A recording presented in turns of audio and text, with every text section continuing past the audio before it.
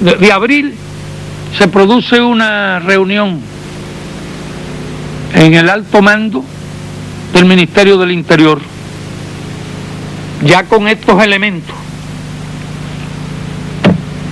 en la mano, para investigar lo que está pasando, es decir, proceder a capturar alguna de estas lanchas. Pero ¿qué ocurre? Que en la reunión del 27 está Tony La Guardia. Ya ellos han visto movimiento de radiointeligencia por Varadero, más una reunión del día 27 con el propósito de dar instrucciones de medidas a tomar a distintas direcciones sobre esto. Pero en la reunión está Tony La Guardia, al que le hacen algunas preguntas sobre la radio de ellos, si ellos están cursando algún mensaje, alguna cosa, tipo de preguntas que por supuesto negó. Y fíjense si la radiointeligencia estaba trabajando con precisión, que en esta zona de que habla estaba precisamente la radio, estaba precisamente, aunque se movían, se estaban moviendo, a veces salían en un barco frente a la costa, no estaban en un punto fijo, pero aquí estaban precisamente la oficina de Amado Padrón, por esta zona, de manera que ya se estaba haciendo una investigación, pero los culpables se dieron inmediatamente cuenta de que había una investigación y paralizaron todas las operaciones. Paralizaron las operaciones.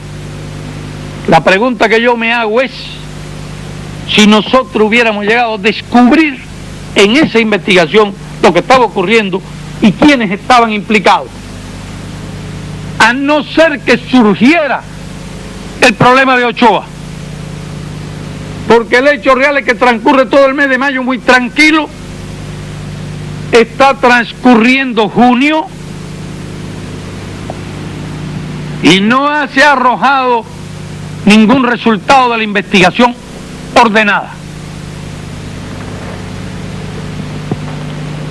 Venimos a descubrir el problema de las actividades de Tony La Guardia precisamente investigando las actividades de Ochoa, y muy lejos de imaginar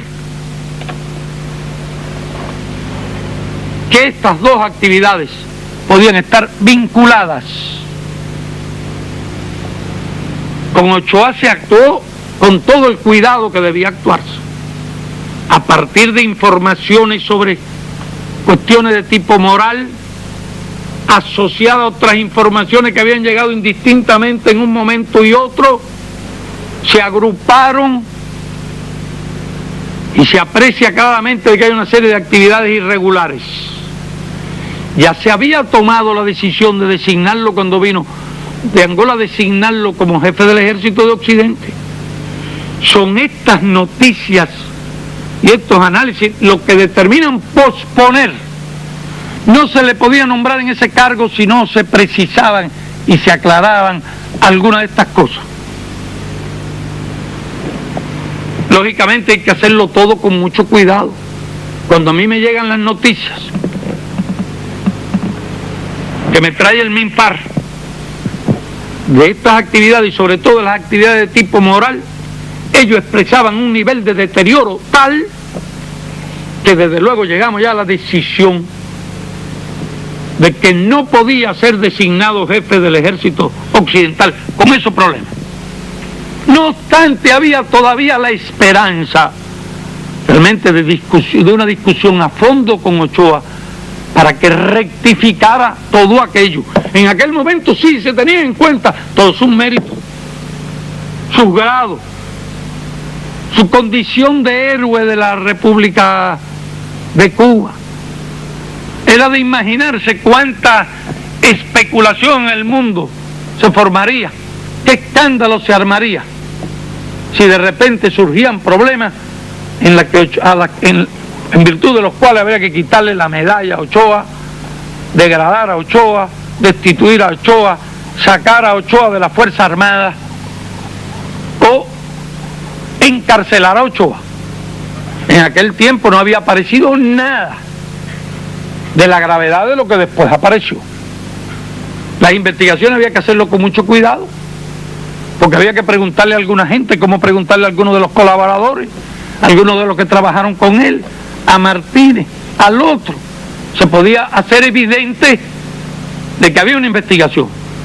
Y si alguna de aquellas cosas de tipo moral eran serias, entonces cualquier cosa podía pasar.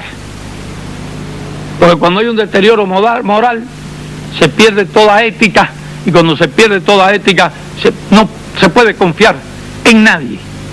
Cuando se han perdido los principios fundamentales, porque un revolucionario es revolucionario en virtud de ciertos principios, es revolucionario en virtud de una ética.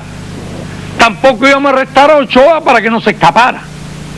E investigar después, eso no se puede hacer, y en general no se hace con nadie. Y hay que decir que la contrainteligencia trabajó muy bien y con mucho cuidado para ir obteniendo información sin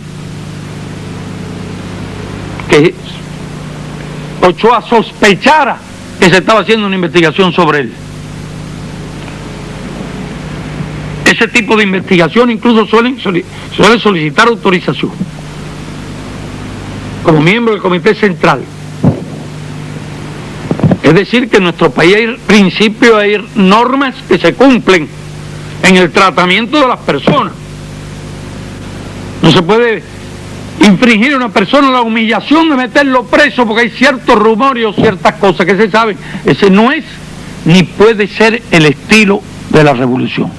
Pero para nosotros constituyó esto un dolor de cabeza por los precedentes que hemos tenido de personas que se corrompen y después levantan el vuelo y después se convierten en héroes del otro lado, en papagayos, en cotorras, a repetir cuantas cosas pongan en su boca los imperialistas. Ese fue el problema fundamental en esa semana de que habla el compañero Raúl. Se siguen obteniendo datos y se decide tener ya la primera conversación, que creo que fue el 29 de mayo, que Raúl tiene con él, muy seria, y que dura 3 horas, que llevaba el guión, llevaba todo, y va hablando de toda una serie de cosas que se han confirmado hasta ese momento. Hay otras que no. Ya se le advierte, se le dice por qué no va a ser nombrado, pero se está esperando que él reaccione, que él coopere, que él muestre preocupación, que él diga la verdad. Realmente fue muy evasivo toda esa conversación. Pasan unos días, sí sabemos que se sintió muy deprimido por la conversación, muy apenado, después reacciona y se produce una segunda conversación. Ese fue el 2 de junio. Yo estoy pensando que ya que él pide una entrevista solo con el ministro, que él va a decir, para ser franco. La anterior había sido con 3 compañeros, con Raúl, con Furri y con Ulises. Esta la pide solo. Dice, bueno, seguramente tiene pena hablar y se va a franquear. A todo esto, aunque teníamos pruebas, se toma la decisión de no hablarle de aquellas graves cosas de aspecto moral. Porque hablarle a un hombre de eso, de aquello, se podían ocurrir 2 cosas. Una de ellas es que se diera un tiro. Nos parecía aquella cosa tan desagradable que no quisimos que fuera objeto de la conversación de Raúl con él. Le vamos a dejar esto a un lado, vamos a hablar de todas las demás cosas, para que casi es imposible hacer un arreglo con un individuo al que le dice, mire, sabemos esto. Solo de forma indirecta se pensaba abordar ese problema en una supuesta actitud de rectificación de lo que estaba haciendo. Debo decir que en ese momento, aunque se conocían una serie de irregularidades, todavía no se sabía de otras. Por ejemplo, el dinero en Panamá, la cuenta, nada de eso se sabía. Y con mucho cuidado y mucha astucia se van reuniendo elementos de juicio. Siempre pensando qué hacemos, se le deja en la Fuerza Armada, qué tarea se le puede dar, qué reacción tendrá. Todavía se está considerando dejarlo en la Fuerza Armada, darle un tratamiento, darle una oportunidad. En la primera reunión, en la segunda. Yo me recuerdo que en víspera de la segunda reunión le digo a Raúl, porque un grupo de compañeros nos reuníamos a analizar el problema. Pocos problemas han recibido tanta atención como este. Y le digo a Raúl, pregúntale si tiene cuenta en el exterior. Ya yo, a partir de todos los demás elementos, pienso que alguna cuenta debe tener en el exterior. Y Raúl le hace la pregunta, ¿tiene? Ah, sí, unos fonditos, pero ¿cuánto tiene? Dice, no, una bobería ahí.